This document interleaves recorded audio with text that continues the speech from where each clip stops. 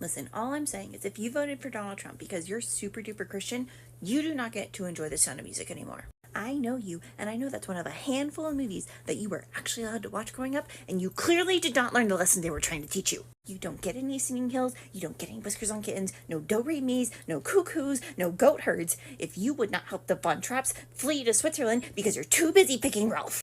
Very Catholic, very, very conservative. All those nuns, singing nuns.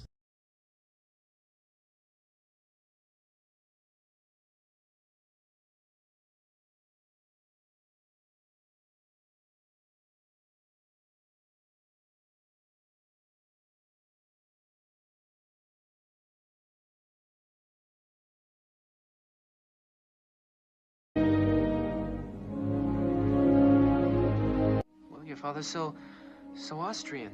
We're all Austrian. Well, some people think we ought to be German, and they're very mad at those who don't think so. They're getting ready to. Well, let's hope your father doesn't get into trouble. What are you doing there? Oh, Captain Von Trapp. I was just looking for... I didn't see. I didn't know you were... Heil Hitler! Who are you? All right, you've delivered your telegram. Now get out. Oh, Georg, he's just a boy. Yes, and I'm just an Austrian. What's going to happen's going to happen. Just make sure it doesn't happen to you. Max, don't you ever say that again. You know I have no political convictions. Can I help it if other people do? Oh, yes, you can help it.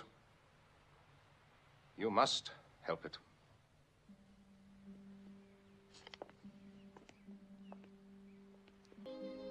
You're far away. Where are you? In a world that's disappearing, I'm afraid. Edelweiss, bless my homeland forever.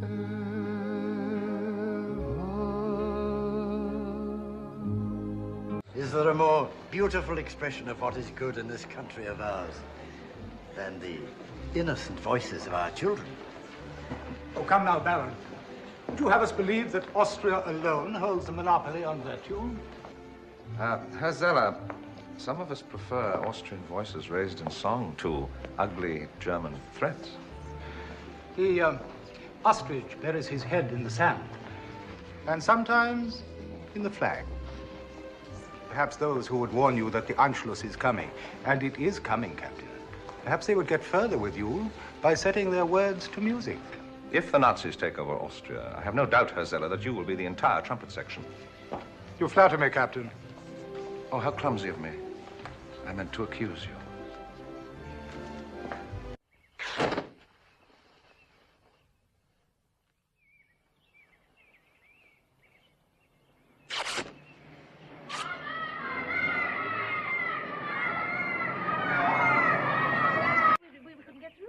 I had nothing to do with that, Georg. I came back as fast as we could. There is no Austria. But the Anschluss happened peacefully. Let's at least be grateful for that. Grateful?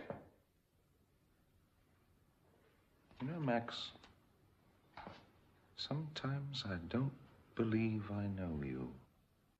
Maria, he has got to at least pretend to work with these people. You must convince him. Max, I can't ask him to be less than he is. To refuse them would be fatal for all of us. And joining them would be unthinkable. We've got to get out of Austria and this house tonight. You were sent a telegram which you did not answer. A telegram from Admiral von Schreiber of the Navy of the Third Reich. I was under the impression, Zeller, that the contents of telegrams in Austria are private. At least the Austria I know. My fellow Austrians, I shall not be seeing you again, perhaps for a very long time. I would like to sing for you now a love song. I know you share this love. I pray that you will never let it die. You look happy to be free. Blossom of snow, may you bloom and grow.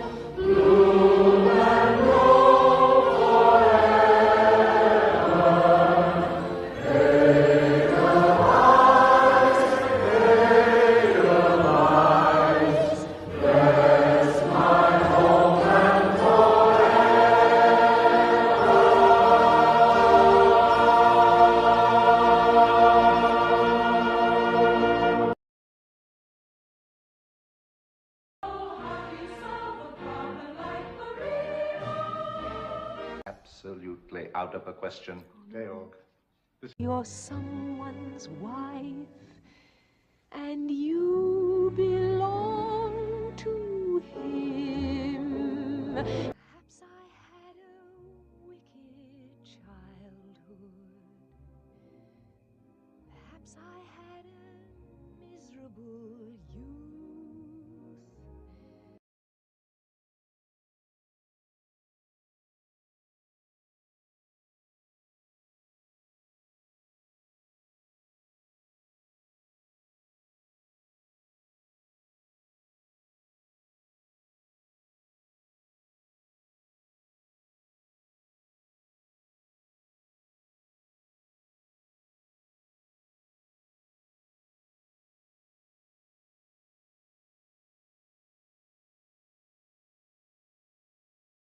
Abolish nobility? Yes. Renner put in 2 laws reflecting what a petty little piece of garbage he was, as petty little pieces of garbage go. The first was the Habsburg Law, which A, forbade any Habsburg to enter Austria without renouncing the throne. B, made it illegal for any Habsburg to be elected president of Austria. And C, stole their private property. That was the Habsburg law. The second law of that sort he put in was the anti-nobility law, which abolished the nobility and made it a crime to use either a title or the word von in your name. So, what is that again? In your name? Von. V-O-N. Oh, von. So in other words, yeah, that's a crime in this country. And you can thank the little slime bucket they called Karl Renner. And isn't von just up, right? That's what it means.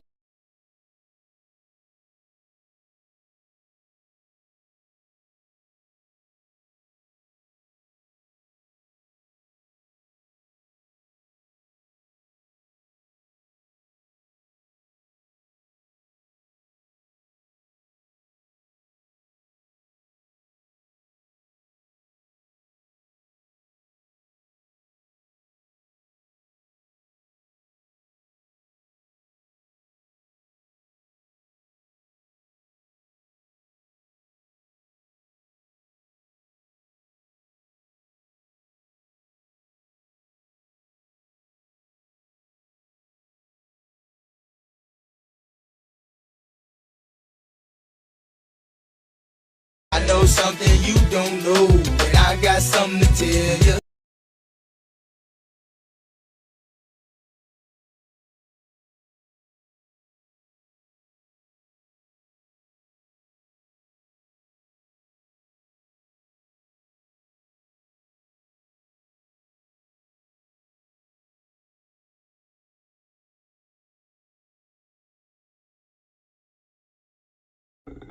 Then Karl Renner began to play nice with the Nazis.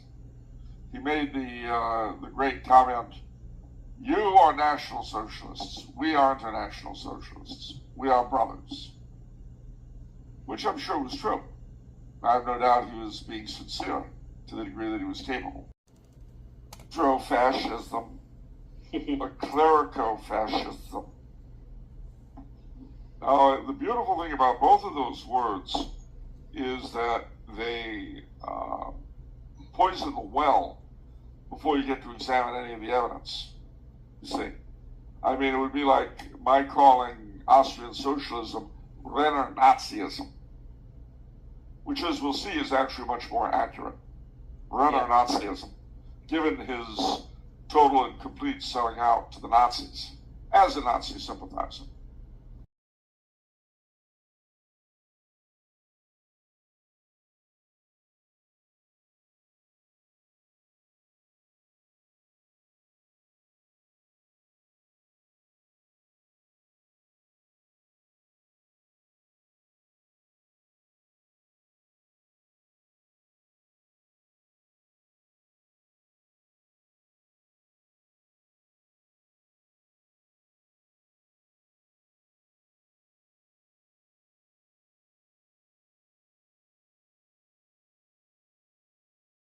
But now Parliament doesn't have a speaker, and so it can't function. So Dollfuss dissolves it, but instead of calling for new elections, which he was deathly afraid would result in a Nazi socialist coalition that would take over the country and deliver it over to Germany, which Renner had advocated as early as 1918, incidentally.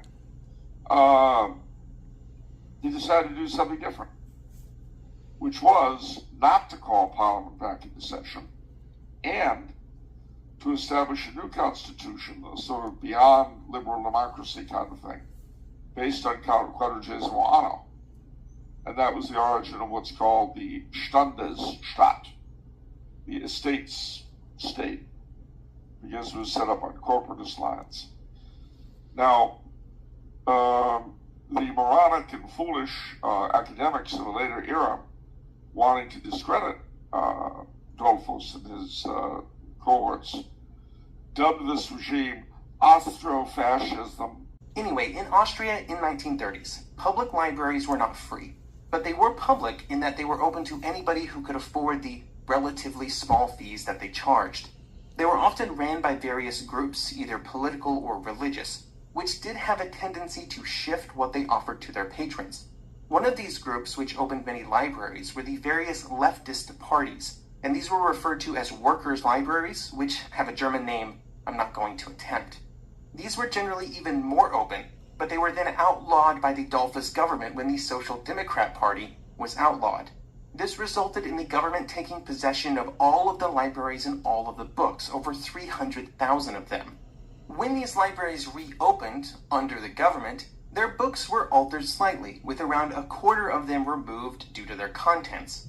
Dr. Karl Lugmeyer would be put in charge of providing oversight to the libraries, both those directly controlled by the government and other groups.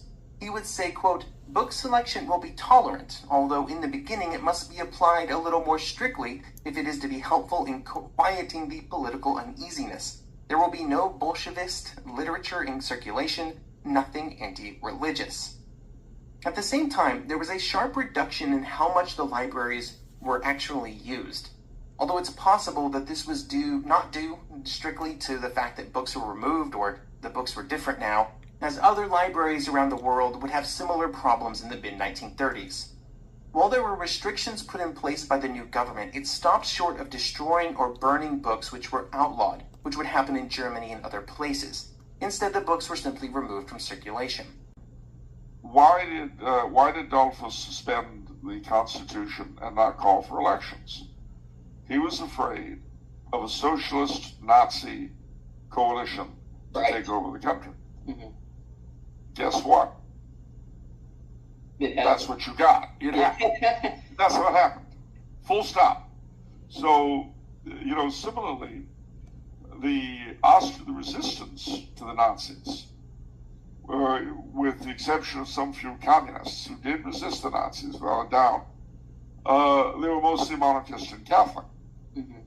Father Heinrich Meyer, for instance, and the 08 organization. They, 05, not 08, my mind's gone, 05. These were all Catholics and monarchists, and they were the only real opposition that ever had. Now, it was on that basis that Otto was able to argue successfully for Austria's independence. What I find very funny are the socialist academics of today in Austria who talk about the myth of Austria as the victim country. Well, it's a myth as far as their ideological predecessors go. Yeah, you're right. You people were, in fact, not victims, you were collaborators. But the people they continue to despise, the Habsburgs, the younger of whom I mentioned, were in the resistance. The church and the monarchists, they were victims. I mean, basically, it's like this. The only way that Austria can escape the opprobrium of having been a collaborative state, a collaborative people, is by embracing the tradition that the current regime, the current establishment, are sworn to attack continually. Or to put this another way, let's just make this real simple. Dollfuss, murdered by the Nazis. Renner collaborated with them. Okay? See, to be murdered by somebody is different than to help bring them to power and collaborate with them. I know this is a very complex idea, a very difficult notion for many academics to understand, many politicians, many people in the media. It's very difficult for them. So once more, Dollfuss, boom, dead. Renner, chancellor, and then dying as president of the country. I don't see how they could be fascist, or at least what people think of fascism. Well, yeah, but that's only if you examine the thing in itself. You're not supposed to do that. So what you do is you look at the label and go with that. This is a portion from Menzers, I think. I think that's what the author is. Evidently, the Constitution of 1934 protects all those liberties which are essential to every free state, the equality of all citizens in the eyes of the law, without distinction of birth, condition, or class. Public office is open to all patriotic citizens. The freedom of the individual, domiciliary rights? What does that mean? To live where they want. Okay. The secrecy of correspondence and telephonic intercourse, which we don't have, basically. The right of citizens to form associations within the limits set by the law. The right to address claims or complaints to the proper quarter. The right of every citizen within limits set by law to give outward expression to his opinion by word or writing, print, or picture. In other words, the freedom of the press. Finally, the freedom of science and learning, so far as the duties of public office are not infringed. Moreover, the Constitution guards freedom of conscience and liberty of private and public religious practices, so far as those are not in conflict with public order or with good morals. Finally, it provides for independence of judges in the exercise of their office. Yeah. No. I mean, that's what it was. And the other thing that Dolfuss came to recognize was that for this new system to really endure, it would need the Habsburgs at the head of it. And so he began to introduce the idea of restoration.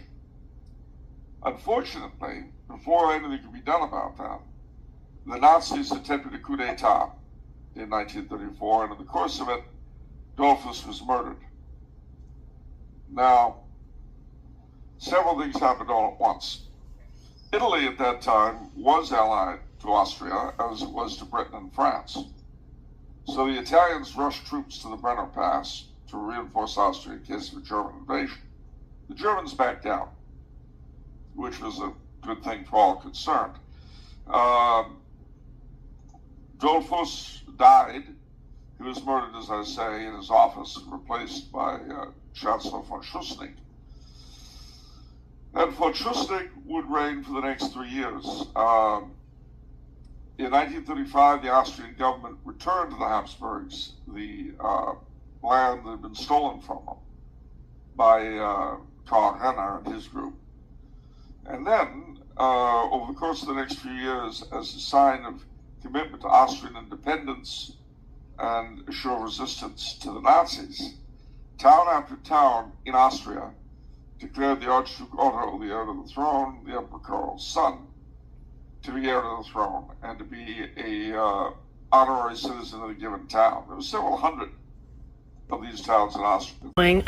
You guys know Celeste Clark, that is the artist that posted the Sound of Music art that was really popular and that I have bought multiple prints from both collections. I've come to the realization that I'm 99.9% sure she's MAGA, so there's that. And maybe it's been obvious for a while and I'm just stupid and didn't notice it, but she posted something on her stories that kind of made me raise my eyebrows, so I went and looked at her following, and she's following Candace Owens and RFK, among others. She might be following Trump. I have his ass blocked, so I can't see, but yeah, that's yeah, sorry for promoting her.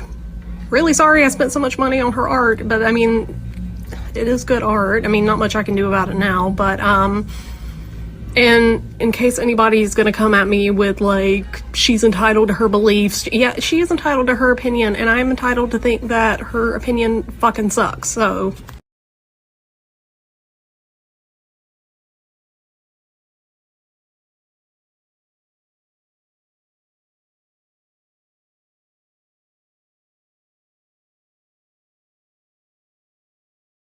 Товарищи, рабочей крестьянской революции, о необходимости которой все время говорили большевики, совершилась!